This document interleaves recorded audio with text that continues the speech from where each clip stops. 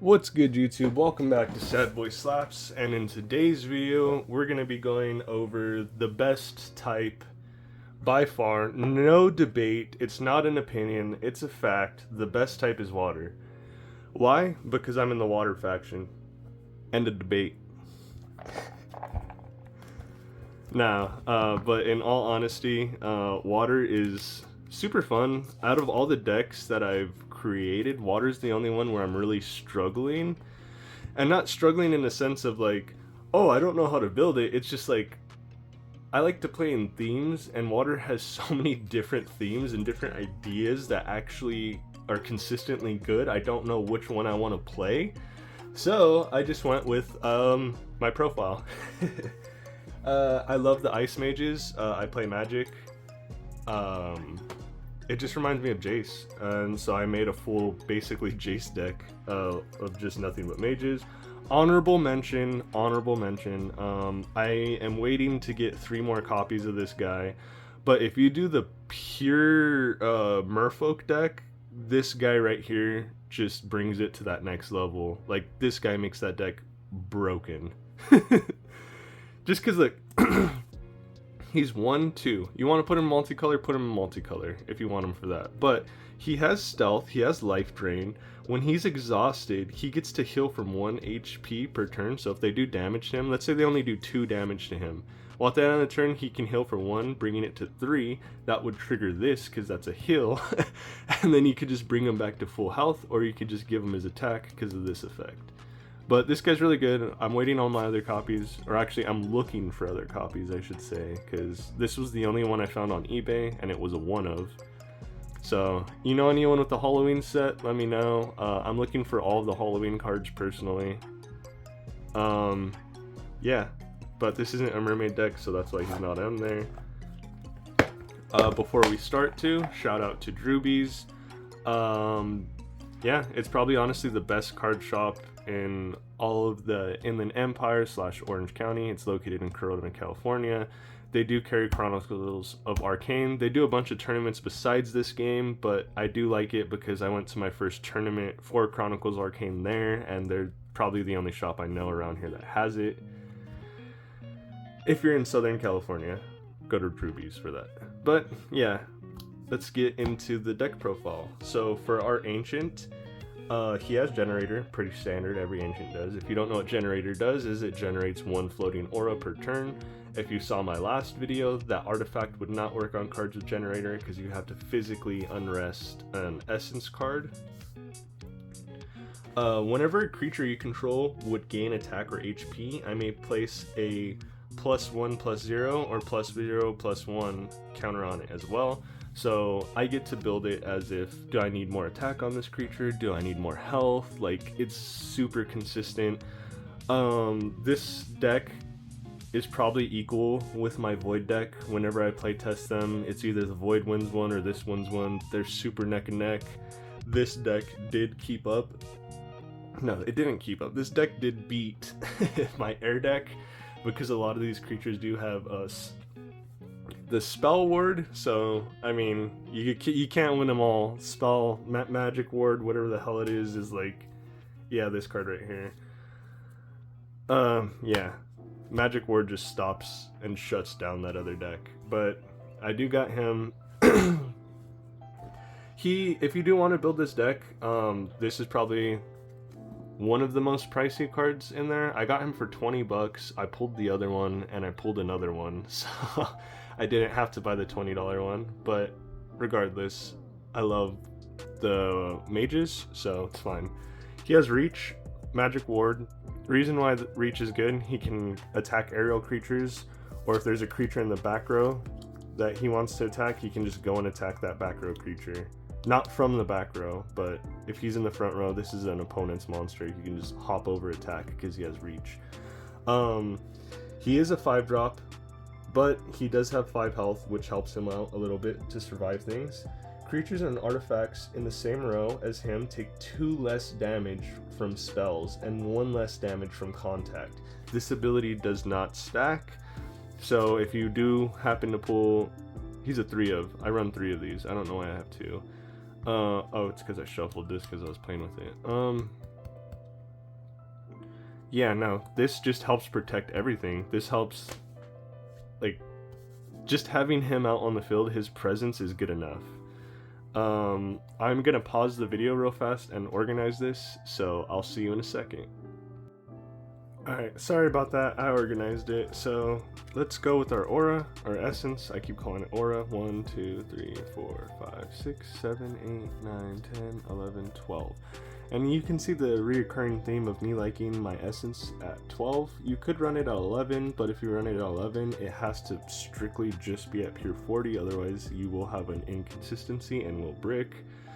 By all means, you can run the deck however you want, but I'm just forewarning you right now that you're gonna not consistently draw into hands and you're gonna have to mulligan sometimes because you didn't draw the essence. That's why I run it at 12. Also, I do play at 43, so those 2 extra cards does help the ratios for me drawing into my essence. First, I'm gonna go through our 1-drops, and I think this is how I'm gonna be doing deck profiles from now on just to make it more organized. But for our 1-drops, we're running 3 Arcane Bolt. Pretty standard. You want to run this in any deck, always use it on your opponent, but of course you do have the option to use it on their monsters, but you don't get the draw effect. Next, I run 6 Coral Guardians. This card right here is probably why you're gonna struggle against the Ice Mages, because this one guy right here. So when he's destroyed, I may send it to the Abyss. If I do, I give another creature I control +0/+1. If a sea creature you control, give it +1/+1, right? So obviously this is going to be even better in just a pure merfolk sea creature deck, or just a pure sea creature deck, period. This will probably shine out more, but like the fact that this card is doing so much in a mage deck and not getting the +1/+1 is just like broken to me. But yeah, so the thing I like about this card, and I have a little bit more of an aggressive playstyle, I would say. So if I have this card out and it's back to my turn again, he doesn't have his summoning sickness, what I would do is I would play another card as an example. Let's just give you an example. I'd play him, right? Once I have him played, he has summoning sickness. I would crash this into one of my opponent's monsters, purposely killing this guy. Get this effect to make him a 3/2. Pops this effect, I can make him a 3/3, or I can make him a 2/4 if I want to carry more about health. Like, that's why this deck is so good, is because it's just like, how do I want to build up my creatures? Do they need more health? Do they need more attack? How do I want, like, this guy right here is the starter for that, I would say. Another starter that we do have is this one. The reason why I do not have more copies of this, it is a 5 of, I do know that, I'm aware. Target creature gains +1/+1 until the end of the turn. If it's a water essence creature, if it is a water creature, otherwise creature gets -1/-1. Okay, so this will only boost up our water creatures, but we can use it on our opponents to make them go -1/-1. I would love to run this at 5, but again, I'm probably gonna have to test out 50 cards, a 50 card deck. That way I have the space for this, because at 40 there's just so much stuff in here that you cannot cram it. I mean, I could probably mess with the ratios more. Could probably cut this down to like a 4 if I really want to get away with that, but I do like being greedy, and I want you to know that. So I want to see this as much as I can so that I can just keep getting that effect off. The reason why I prefer this over this is because this is permanent, this is not. It's just till the end of the turn, but this does trigger this just to get one of these. This gives me 2 counters basically, because one goes on life, I can put the other counter from this wherever I want, whereas this 1/1 goes away, so I really only get the 1 counter from this. That's the reason why I have that at 2. Just wanted to explain myself a little too. 1 Dispel Magic. Honestly, you could probably cut this out, not even fucking play it. I only have it as an emergency because it's a trap, but this deck has a way to deal with that to begin with. Which is actually our next card. Turbine Sea Stone. You could run this at 3. Personally, I think it's fantastic at 2. I don't think you need a third, but if you want to have that extra security, you by all means buy another starter deck, because you only get 2 of these in a starter deck.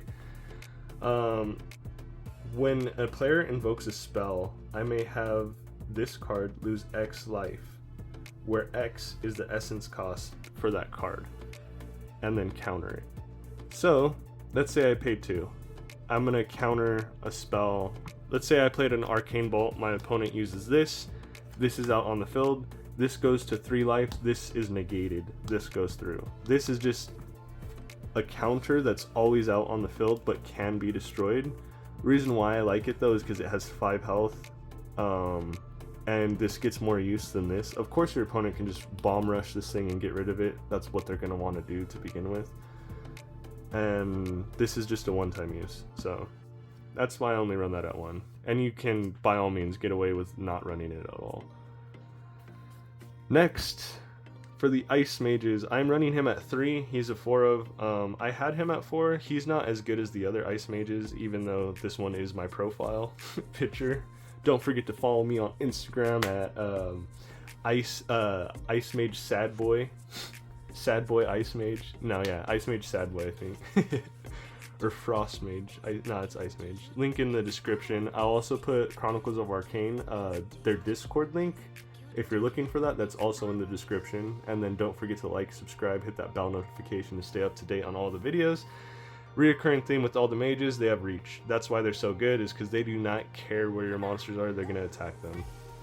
He's a 2/2 for a 3 of. That's the reason why I think Skeletal Plumber's so good, if you saw my Void video, because Skeletal Plumber's a 3/3. A lot of the 3 drops are 2/2s, so keep that in mind. Creatures that are declared defenders against this card, this card's attacks become exhausted, and do not unexhaust until the end of the controller's next turn. At first glance, I thought this was good. Honestly, I could probably cut this down to 2, throw in another one of these if I really want to, just because, like, your opponent has to declare them as a defender. You can't just be like, oh, I'm going to use this card to attack my opponent's Coral Guardian, and then this effect goes through. No, because they're not defending, you're attacking that card. Defending would be like, let's say they don't want their Coral Guardian to die, they defend with this, then that would go through. But this is very weak. Really, really weak. Not very. Like, it's probably the weakest out of all. It is the weakest out of all the mages now, probably. This is the best one. I run him at 4. I would have him at 6 if he was a 6 of. I do understand why he's not at 6, because he'd just destroy your opponent. He's a 3-drop, 2/2, reoccurring, with reach. You may exhaust him, pay 1 essence, and deal 2 damage to a creature. And at first glance, you're like, creature or player, and you're like, okay, that's cool, he's easy to kill. So what I usually do, since this guy isn't as good, I'll have him up in front row. I'll place him in back row, always. This one, you always want to place in back row too. Or, you don't even have to have this guy up in front. Let's be more realistic. It could look like this, right? So what I would do is I would exhaust him because he's in the back. I would pay my 1 essence. I would deal 2 damage to either target player or creature. Then if I chose player as an example, I would crash this into their creature, boosting his life up to survive more. Then if I had another card, I could easily just play that to keep protecting him while he's constantly slowly burning your opponent and protecting himself. The only reason why I would play him up in the front is if I were to boost him up and he's like, let's say he's a 4/4, that 4/4 outweighs the 2 damage he's going to do, so I'd just rather attack with him. So this deck, you kind of do have to think, do I want to play a creature in front row or back row? And that's why I do like it, because there's a lot of thinking involved. Tome of Renewal, pretty standard. If you don't know what it does by now, you pay 3, draw 7, but you have to ditch your hand. But if you have 0 cards in your hand, it costs 0 and you draw 5 instead. And that is mandatory, it's not optional. Next, 2 per deck. I really, like, please, I just want him at a 3 of. Why was he a 2? He's not, like, he's good, but he's not like, oh, you need him a 2 of good. You exhaust him, target 1 column on the battlefield. All creatures in that column are exhausted until the opponent's next turn. There's 6 different columns. Like, I don't see why. And you're not always gonna have him out on the field. Like, you have to draw into these that effect, so it's okay. We're mostly using him because he's a 4 health, so we can just put all of our points into attack. And then with this just makes him 5 health, which makes him survive longer, and also lets him attack creatures and survive. Like, that's really it. You already saw our Winter Warlock. I do run him at 3, pretty standard. He's your boss monster for your mages, personally. Now let's get into our boss monster water cards, because this isn't a pure Ice Mage deck, because there's not that many Ice Mages to make it pure yet. That's why I'm saying I want more support soon, which it'll be out there. We got Blackfish from the starter deck, if you don't know where the card is from.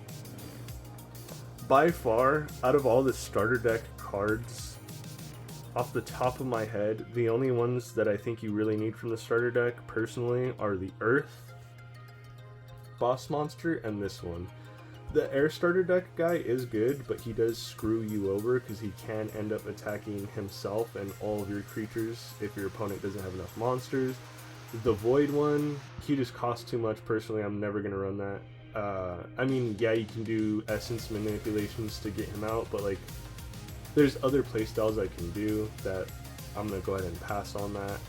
The Fire guy, actually, you might want to pick up, but that's only if you're doing a pure Fire Mage deck, kind of like what you're doing with this, with Ice Mages. So this one, I would probably value him as the #1 must get. If you're just going to pick up one starter deck, it would be this one, because this boss card alone can just 1v5 everything, basically. Not to that extreme, but like, it basically does. He has aerial, first of all, so only creatures with aerial can attack him, right? If he's the only card we control, which if we bring him out, do not play other cards. You give him preemptive strike because he's the only card out, and what you do is you rebuild your hand. Just keep drawing. Let him be the only card. It's okay. They're gonna have to blow him up with a spell, which they better hope to God they have a spell that can blow him up. Because he has 6 attack first strike. Like, he's a if he blocks, he's gonna kill that monster. If he attacks, he's gonna kill that monster. Like, no matter what, he's killing. He's doing his job. He's letting you get your hand back when you were in a tight spot. Once per turn, you may pay 1 essence to give a creature you control -2/-1 to give him +1/+1. Like I said, never once use that effect. He's the only card that has to be out on the field. That's his only condition. You will win. Just having him out on the field, you will like regain your hand and like win most games just from him alone. That's why he's so good. And if this deck wasn't any like good enough on its own, you're probably looking at this and just being like, wow, that's kind of weak. Trust me, it's not, especially when this deck has a board wipe. I cannot name any other deck that has a board wipe at all. This is just deal 5 damage to all creatures on the battlefield and then send it to the banish zone. So again, this goes hand in hand with him. Let's say he's my only creature. They finally managed to destroy him, right? Well, I got to draw a bunch of cards. Potentially, I drew into this. Now I'm just going to board wipe my opponent. Do not use this card when you yourself have cards on the field, because this does it to all, okay? This is Dark Hole if you've played Yu-Gi-Oh! So, only good when you don't have cards. Or if your opponent has something problematic and you know you can recover, then use that, but yeah. Next, we do run 2 6-drops. 6-drops are high, but you can get these out relatively quick. Don't let anyone tell you otherwise. First, we got the Kraken. Kraken has Magic Ward formidable. Like, that's already a menace right there. He is a 1 per deck. Let's say I was playing with Earth. I could search him, but he's too high of a mana drop to search. That's why I'm saying multicolor is inconsistent. Dread Kraken, when he's invoked, you may exhaust any number of target creatures, totaling 5 essence or less. Target creatures do not unexhaust until the end of the controller's next turn. I personally do not give a shit about that effect. I only run him because he's 6'6", and I can keep boosting him to even higher. His effect, I don't care at all. Azir Frostworm. This guy's a 2 per deck. Would I run him at a 2? The answer is no. Only because this guy has 1 more health, or one more attacking point than this one. So if this was a 2 of, I'd rather have this a 2 of. This card is good, don't get me wrong. Like, do not underplay this card.